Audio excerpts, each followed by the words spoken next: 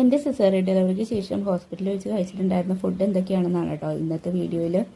അപ്പോൾ രാവിലെ തന്നെ എന്നോടൊരു ബണ്ണും ചായയും കഴിക്കാൻ പറഞ്ഞിട്ടുണ്ടായിരുന്നു. അപ്പോൾ അത് കഴിച്ചിട്ട് വേറെ വോമിറ്റിങ്ങോ വേറെ ഇഷ്യൂസോ കാര്യങ്ങളോ ഒന്നും ഇല്ലെങ്കിൽ ആവിയിൽ പുഴുങ്ങി ഫുഡ് കഴിക്കാനാണ് കേട്ടോ പറഞ്ഞിട്ടുണ്ടായിരുന്നത്. അപ്പോൾ ഞാൻ രാവിലെ തന്നെ 2 ഇടിയപ്പം കുറച്ച് ചമ്മന്തിയും കൂടെ കൂട്ടിയിട്ടാണ് കേട്ടോ കഴിച്ചത്. പിന്നെ കട്ടൻ ചായയും. പിന്നെ ഉച്ചയ്ക്ക് കഞ്ഞിയും പയർ പുഴുങ്ങിയതുമായിരുന്നു കേട്ടോ. പിന്നെ കുറച്ച് പപ്പടവും കൂടെ കൂടിയിട്ടാണ് കഴിച്ചിട്ടുണ്ടായിരുന്നത്.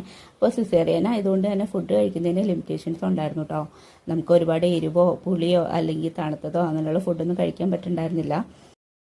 പിന്നെ വൈകുന്നേരം ഒരു 4 മണിയൊക്കെ കഴിഞ്ഞ് കഴിഞ്ഞപ്പോൾ ചായയുടെ സമയമായിരുന്നു കേട്ടോ. അപ്പോൾ ഞാനൊരു ബണ്ണും കട്ടൻ ചായയും കുടിച്ചിട്ടുണ്ടായിരുന്നു.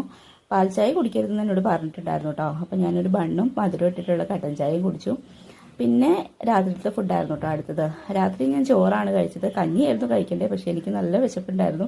അതുകൊണ്ട് ചോറും കുറച്ച് പാവയ്ക്കത്തീരും കൂടെ കൂടിയാണ് കഴിച്ചിട്ടുണ്ടായിരുന്നത്. അപ്പോൾ ഇത്രയേ ഉള്ളൂ കേട്ടോ എൻ്റെ ഹോസ്പിറ്റലിലെ